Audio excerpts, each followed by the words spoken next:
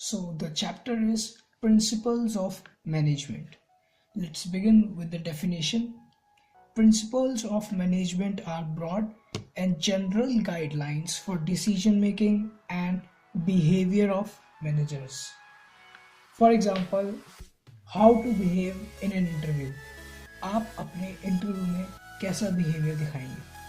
Are you quite serious or a bit normal, neutral behavior? Or to take decisions on the basis of past.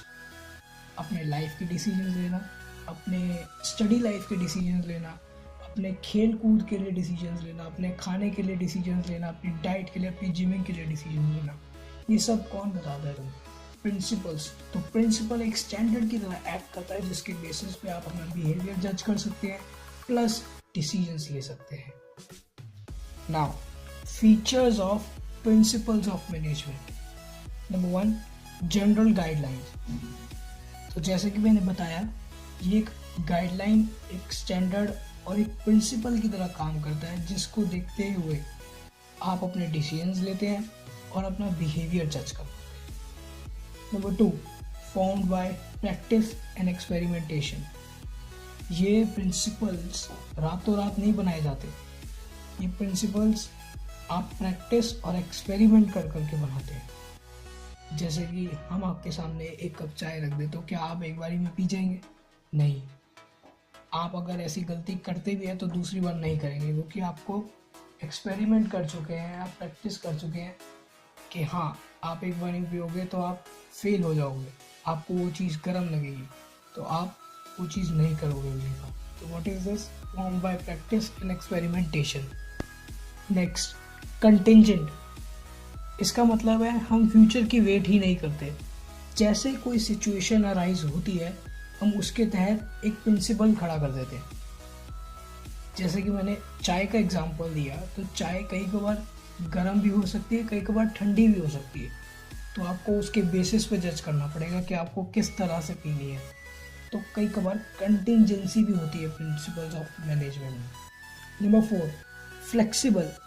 Flexible यानी कि जिस principal को change किया जाए, change करा जा सके, मॉडिफाई करा जा सके, डिलीट करा जा सके, एडिट करा जा सके, वो फ्लेक्सिबल होता है. जो कि रिजिड नहीं होता, उसको मॉडिफाई करना ज़रूरी हो जाता है. What is this? Flexibility. Principles of management are flexible. Number 5, universally applicable. इसका मतलब है ऑर्गेनाइजेशन के हर लेवल पे, हर समय पे और किसी भी ऑर्गेनाइजेशन में ये प्रिंसिपल्स अप्लाई हो सकते हैं क्योंकि सिचुएशन अलग अलग नहीं हो सकती किसी भी ऑर्गेनाइजेशन में. सिचुएशन अगर अलग अलग होती भी है तो हमारे पास उसके लिए प्रिंसिपल्स पहले से ही तैयार है, और अगर तैयार नहीं भी है तो वो कंटिंजेंसी अप्रोच अप्लाई करके हम तैयार कर सकते हैं. Number 6, cause and effect relationship. इसका मतलब है अगर हमने इस सिचुएशन में ये वाला प्रिंसिपल अप्लाई किया तो इसका इफेक्ट क्या रहेगा, उसको रिपोर्ट करना, उसको नोट करना. इसके तहत हमें पता चल जाता है if we apply this particular principle at this particular situation so the result और outcome will be changed. Moving on to the next topic, Henry Fayol's Principles of Management. Number 1, Division of Work and Specialization. What does that mean? इसका मतलब है बड़े से बड़े काम को छोटे से छोटे टास्क में डिवाइड कर देना ताकि उसमें एफिशिएंसी और स्पेशलाइजेशन गेन करा जा सके. बड़े से बड़े काम को, जैसे कि एक घर में एक फादर का काम होता है पैसा कमाना और उसके तहत एक मदर का काम होता है उस पैसे को वो कैसे यूज़ करे in an efficient manner to gain the maximum output, कि उससे हमारी पढ़ाई, हमारा खाना, हमारा सब कुछ बिल्कुल सही तरीके से हो. तो ये काम को, बड़े से बड़े काम को हमने बांट लिया. तो division of work and specialization. Number 2, authority and responsibility. Authority means right to give orders. Authority means right to give orders.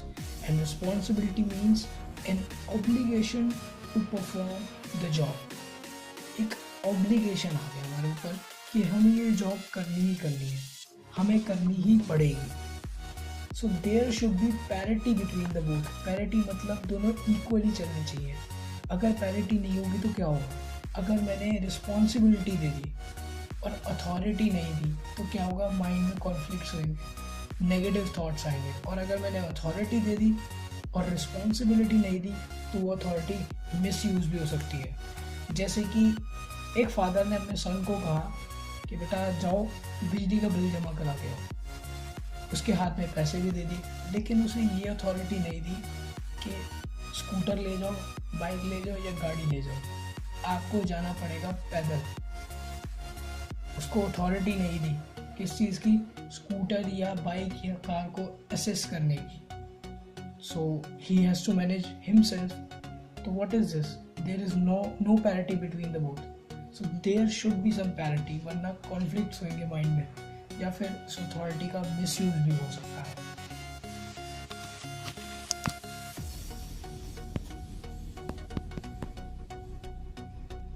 Next, discipline. Discipline का मतलब होता है ओबीडियंस, ओबे करना, पालन करना। किस चीज़ को? ऑर्गेनाइजेशन के रूल्स, ऑर्गेनाइजेशन की पॉलिसीज, ऑर्गेनाइजेशन के गोल्स, ऑर्गेनाइजेशन की हर चीज़ को ओबे करना। You are committed to your goal, you are committed to your organization relationships. अगर आप कमिटेड हैं तभी आप डिसिप्लिन्ड है, वरना आप डिसिप्लिन्ड नहीं हैं। जैसे कि एक फादर कहता है अपने बेटे से, if you pass this exam, अगर आपने ये एग्ज़ाम पास कर लिया तो मैं तुम्हें एक बाइक खरीद के दूंगा।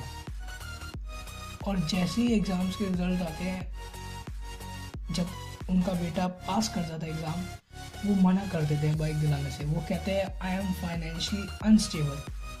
तो इसका मतलब वो ये हुआ कि उसके पापा डिसिप्लिन नहीं है, यानी कि उन्होंने ओबे नहीं करा जो उन्होंने कहा था, जो उन्होंने कमिट किया था कि हाँ मैं तुझे दिलाऊंगा, लेकिन नहीं दिलाया।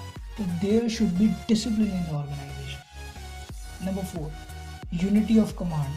यूनिटी ऑफ कमांड का मतलब है वन बॉस पर वन इंडिविजुअल। एक इंडिविजुअल को एक टाइम पे एक ही बॉस से ऑर्डर लेने चाहिए, ना कि किसी और से। इससे होगा क्या? मैं एक एग्जांपल के ज़रिए समझाता हूँ।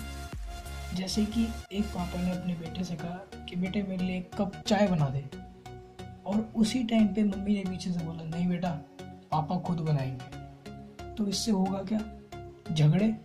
दूसरी बात, हम कंफ्यूज हो जाएंगे, मम्मी की बात सही है या पापा की, किसकी बात सुने। तो यूनिटी ऑफ कमांड नहीं होगी तो क्या होगा? कॉन्फ्लिक्ट्स एंड कंफ्यूजन क्रिएट हो जाएगी ऑर्गेनाइजेशन में। तो there should be unity of command in the organization. Next is unity of direction.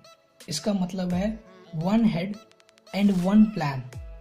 इसका मतलब है हम एक ऑर्गेनाइजेशन में अगर काम कर रहे हैं तो हमारा हर एक मूव, हमारा हर एक एफर्ट कंट्रीब्यूट करना चाहिए उस सेम ऑब्जेक्टिव को अचीव करने में, ना कि हम अलग अलग भागें। Rather to change the tracks, move on to a single track in a single direction. तो there should be unity of direction. For example, आप अगर 12th के लिए प्रिपेयर कर रहे हैं, अपने आप को 12th के एग्ज़ाम्स के लिए प्रिपेयर कर रहे हैं, तो आपका हर एक मूव, आपका हर एक एफर्ट ऐसा होना चाहिए कि वो कंट्रीब्यूट करे आपके 12th में अच्छे मार्क्स लाने के लिए। अगर आप टीवी भी देख रहे हैं तो आप ये सीखें कि आप ये सोचें कि आपने क्या सीखना है टीवी में से जो मेरा 12th एग्ज़ाम्स में कंट्रीब्यूट कर पाए। What is this? Unity of direction. आपका हर एक मूव और एफर्ट आपके गोल को अचीव करने में मदद करे। There should be unity of direction. Next is subordination of individual interest to general interest. इसका मतलब है फर्स्ट कम्स सर्व्ड फर्स्ट। जो पहले आया उसको ही पहले सर्व करना है। इसका मतलब ये है ऑर्गेनाइजेशन के लिए ऑर्गेनाइजेशनल गोल्स पहले हैं, बाद में एम्प्लॉय गोल्स हैं। और एक एम्प्लॉय को भी ये समझना चाहिए कि ऑर्गेनाइजेशन के गोल्स पहले हैं, मेरे पर्सनल गोल्स बाद में हैं। जैसे कि एक बिजनेस के लिए उसके कस्टमर्स उनकी प्रायोरिटी होती है, बाद में बाकी सारे आते हैं, personal relationships and employees and all. तो सबऑर्डिनेशन ऑफ इंडिविजुअल इंटरेस्ट से जनरल इंटरेस्ट की तरफ ध्यान देना। रेम्यूनरेशन ऑफ एम्प्लॉयज, रेम्यूनरेशन यानी कि तुम्हारी बेसिक सैलरी या फिर बोनस या इंसेंटिव्स डिस्क्रिमिनेशन के बेस पे ना देना, बाइसनेस करके ना देना। डिस्क्रिमिनेशन किस बेस पे? तुम्हारे कास्ट पे, हिंदू, मुस्लिम, सिख, व्हाटएवर, तुम्हारे कलर पे, गोरा है या काला है, तुम्हारे बैकग्राउंड पे, वो बहुत अमीर है तो उसको ज़्यादा इंसेंटिव या बोनस देना, उसकी रिकमेंडेशंस अच्छी हैं तो उसको ज़्यादा बोनस देना, ऐसा कुछ नहीं। तो there should be fair and equitable remuneration given to the employees. Next principle is centralization and decentralization. Centralization means power in single hand and decentralization means power in many hands. तो there should be balance between the both. इन दोनों में balance होना चाहिए। For example अगर कोई emergency situation आ गई है company में तो उनको सेंट्रलाइजेशन कर देना चाहिए। क्यों? क्योंकि सेंट्रलाइजेशन में अगर एक आदमी डिसीजन लेगा तो वो फटाफट से ले सकता है, क्विक डिसीजन मेकिंग।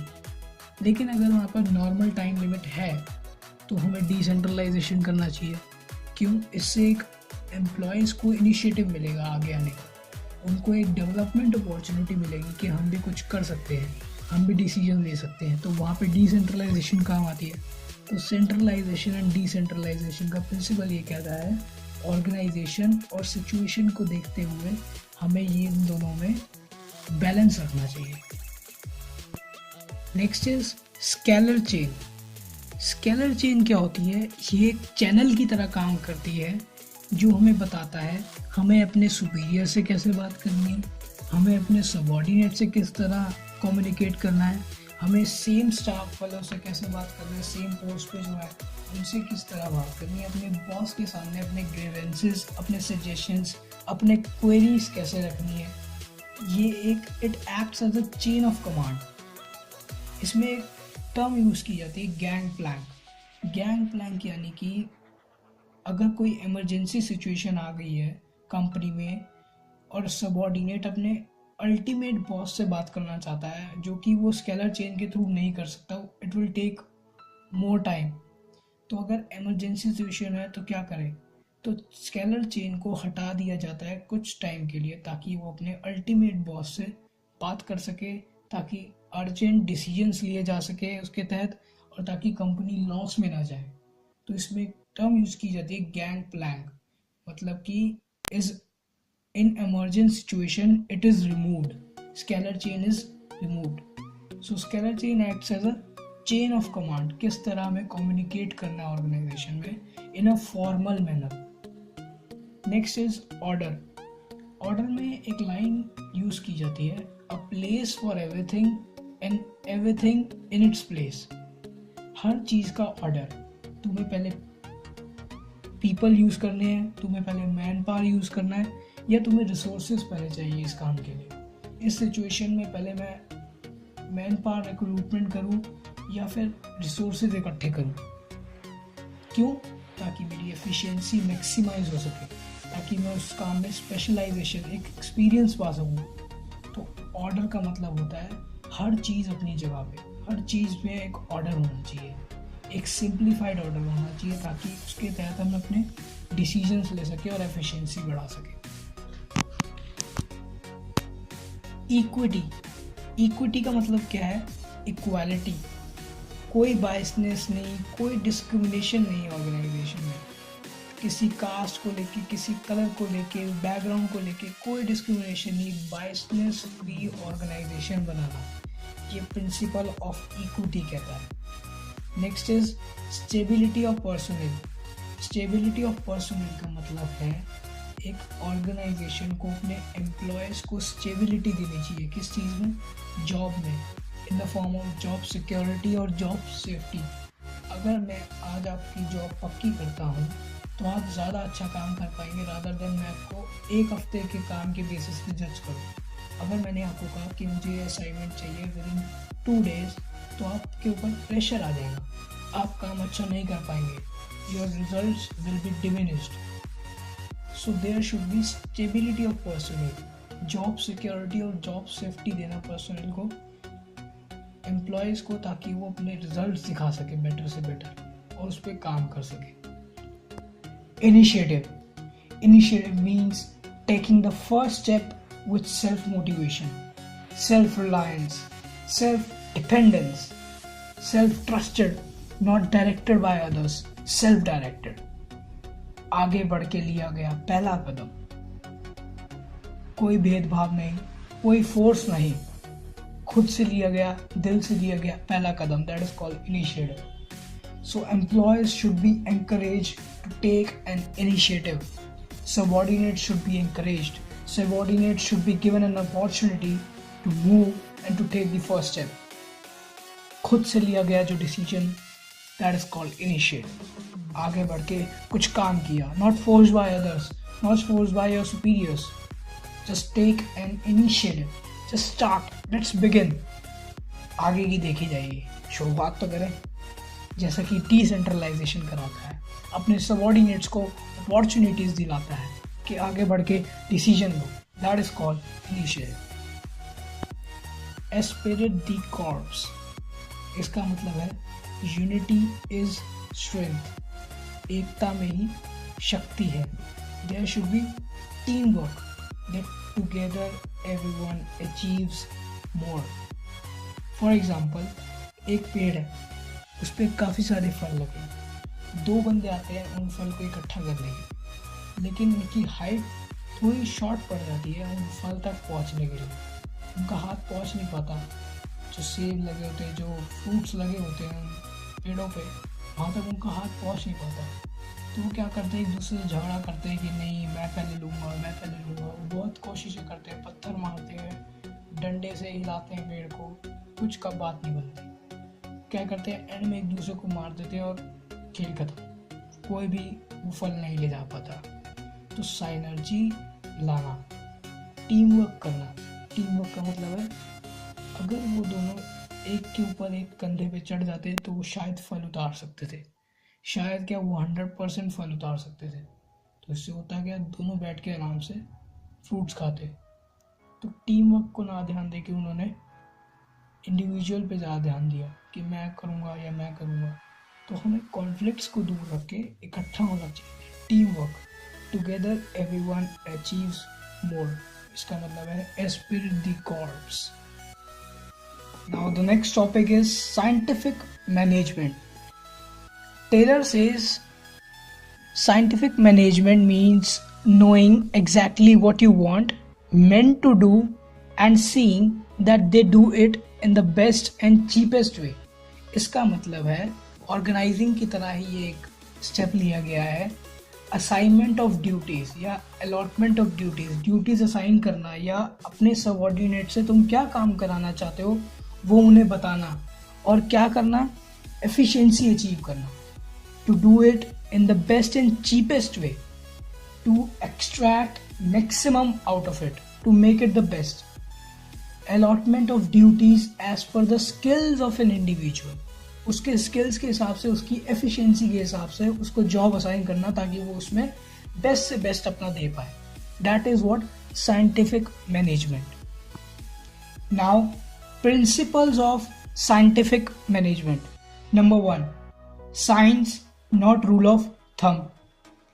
टेलर कहते हैं एक काम को करने के बहुत सारे तरीके होते हैं, मे बी 100 या मे बी 1000, लेकिन हमेशा हर सिचुएशन में, हर लेवल पे ऑर्गेनाइजेशन के कोई एक मेथड ऐसा होता है जो बेस्ट होता है उस काम के लिए, जो बेस्ट होता है एफिशिएंसी को अचीव करने के लिए, जो बेस्ट होता है मैक्सिमम निकालने के लिए, जो बेस्ट होता है एक स्पेशलाइजेशन को अपर लेवल तक ले जाने के लिए, पीक तक ले जाने के लिए. तो हमेशा एक ऐसा मेथड ज़रूर मिलेगा, एक ऐसा बेस्ट मेथड ज़रूर मिलेगा जिससे हमारी एफिशिएंसी मैक्सिमाइज हो सकेगी. तो टेलर कहते हैं science not rule of thumb. एक रूल ऑफ थंब की तरह नहीं है कि एक मेथड अडॉप्ट कर लिया और उससे कुछ भी रिजल्ट आ रहा है that is satisfactory. No, we have to gain maximum out of it. We have to choose that one best method, that one, so that we can increase our efficiency. So Taylor suggests science, not rule of thumb. Next is harmony, not discord.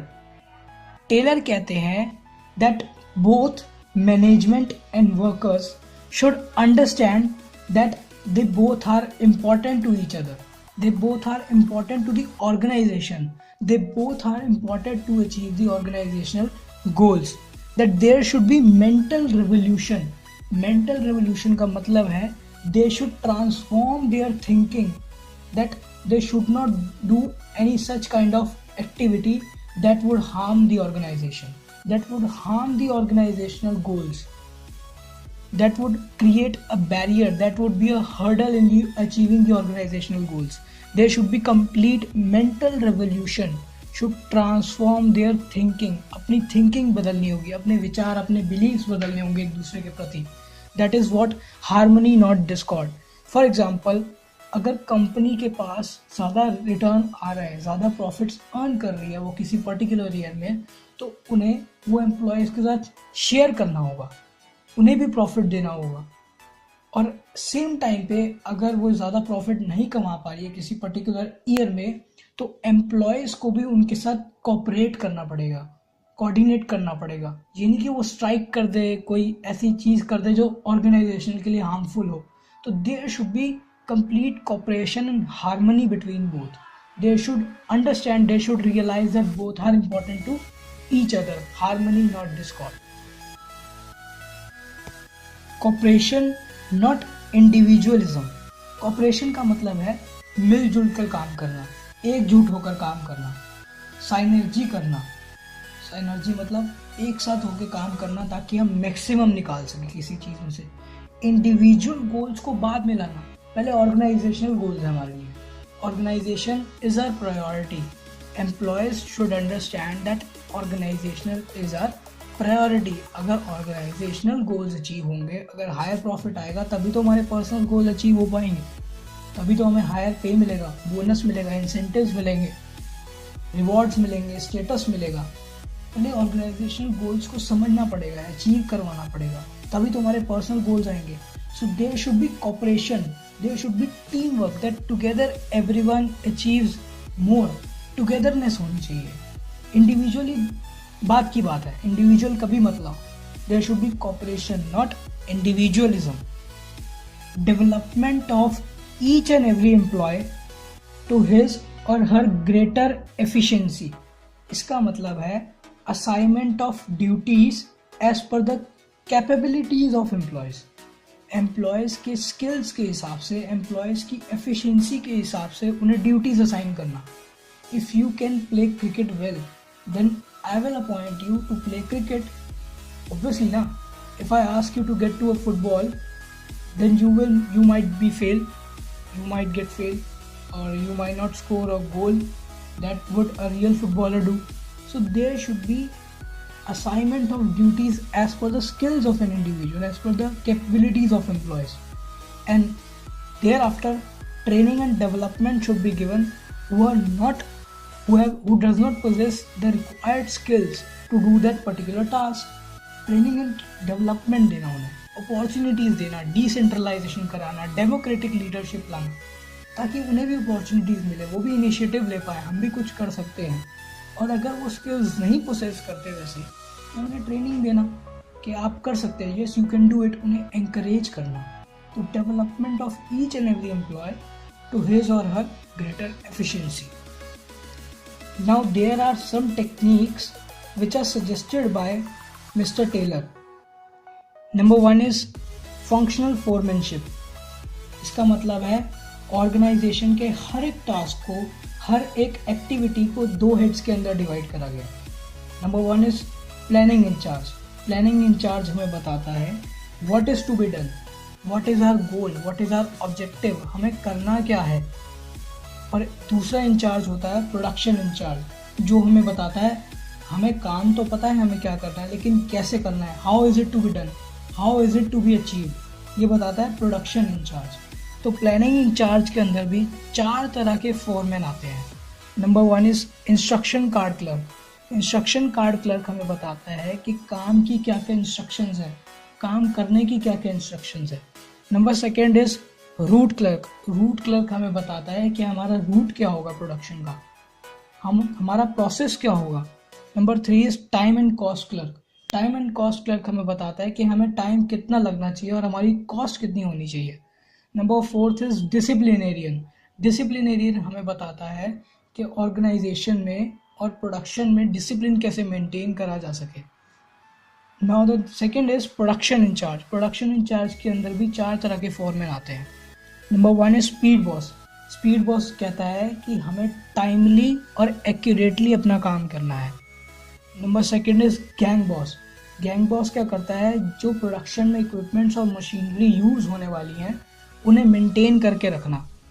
Number 3 is repair boss. Repair boss होता है production में जो भी machinery use हो रही हैं क्या वो सही तरीके से चल रही हैं, अगर उनमें कोई भी खराबी है तो उन्हें इंस्टेंटली रिपेयर कर देना। Number 4 is inspectors. इंस्पेक्टर्स कहते हैं कि आपकी ऑर्गेनाइजेशन में डिसिप्लिन होना चाहिए, आपकी क्वालिटी चेक करना काम करने की, आपकी प्रोडक्शन स्टैंडर्ड्स के हिसाब से हो भी रही है या नहीं, वो मेंटेन करके रखना। That is what inspectors does. So there are two in charge, planning and production. Planning says what is to be done and production tells how is it to be done. Next is standardization and simplification of work.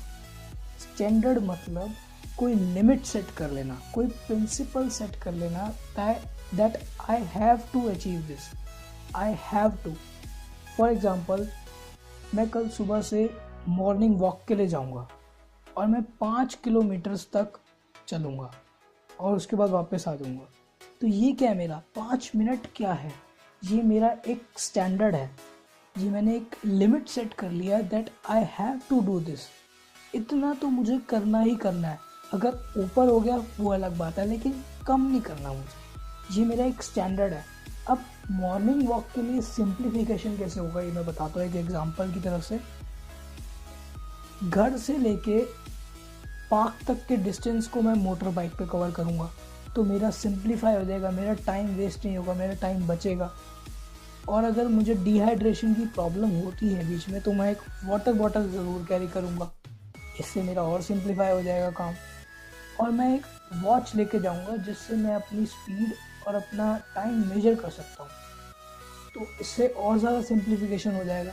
तो standardisation और simplification हमेशा एक साथ चलने चाहिए ताकि काम में एफिशिएंसी अचीव कर सकें। Standardization and simplification of work. Next is work study. Now work study is of 4 types. Number 1 is method study.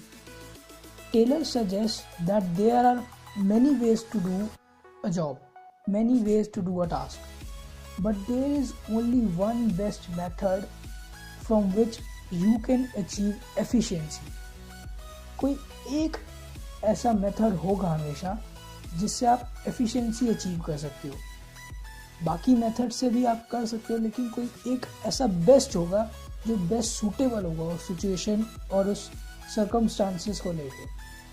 Number 2 is motion study. Motion study का ऑब्जेक्टिव होता है that eliminating unnecessary movements. Like अगर आप jogging पे जा रहे हैं और आप बीच में रेस्ट इंटरवल ले रहे हैं काफ़ी, मतलब तो इससे आपका टाइम वेस्ट होगा। और जैसे कि मैंने बताया था, यहाँ से लेके पार्क तक का डिस्टेंस अगर आप मोटर बाइक पे कवर करते हैं तो आपका टाइम सेव होगा, लेकिन वही आप अगर पैदल चल के जाते हैं तो आपका टाइम वेस्ट होगा। तो मोशन स्टडी का ये ऑब्जेक्टिव होता है दैट एलिमिनेटिंग अननेसेसरी मूवमेंट्स को अलग कर देना जो अननेसेसरी है, टाइम वेस्ट करने की बजाय टाइम सेव करना। 3rd is time study. जैसे कि मैंने पहले बात करी है, टाइम बचाना, साइनर्जी करना। साइनर्जी का मैंने एग्जांपल दिया था हेनरी फ्योल के प्रिंसिपल में एस्पिरिट द कॉर्ड्स में, एक पेड़ वाला एग्जांपल। अगर आप रिकैप करेंगे तो आपको मिल जाएगा वो एग्जांपल दोबारा से। Number 4 is fatigue study. Fatigue का मतलब होता है कोई काम को कंटिन्यूशन में करना विदाउट एनी रेस्ट इंटरवल। अब आप एक ही काम कंसिस्टेंसी के साथ कंटिन्यूसली करे जा रहे हैं तो आपके दिमाग पे भी स्ट्रेस पड़ सकता है, कंफ्यूजन हो सकती है, कॉन्फ्लिक्ट्स हो सकते हैं। तो अगर थोड़े से भी रेस्ट इंटरवल ले लिए जाएं तो आपको एक फ्रेश स्टार्ट मिल सकती है. तो Taylor suggest that there should be some rest intervals in between or during the occurrence of any activity. So there are 4 methods. Number 1 is method study, second is motion study, number 3rd is time study, and 4th is fatigue study.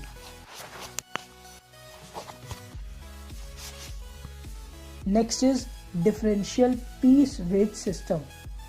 इसका एक ही meaning है that efficient workers are rewarded. Efficient workers जो भी हैं हमारी organisation में, उनको rewards देना, उनको रिकॉग्निशन देना, उनको एक स्टेटस देना, उनको हायर रेम्यूनरेशन देना और उनको डेवलपमेंट अपॉर्चुनिटीज देना so that they can increase their efficiency. And number second is inefficient workers are to be motivated so they can be rewarded in nearly future. Inefficient workers जो भी हैं उनको motivate करना, उनको इंकरेज करना ताकि वो आगे बढ़ के कोई डिसीजन दे सके. उनको ट्रेनिंग प्रोग्राम्स में इन्वॉल्व करना, उनको डिसीजन मेकिंग में इन्वॉल्व करना so that they can be motivated and encouraged and have to be rewarded in nearly future so that they can increase their development opportunities in the organization. Now in conclusion, there is a difference between Henry Fayol's principle and F.W. Taylor's principle. Number 1 is operations. Operations means किस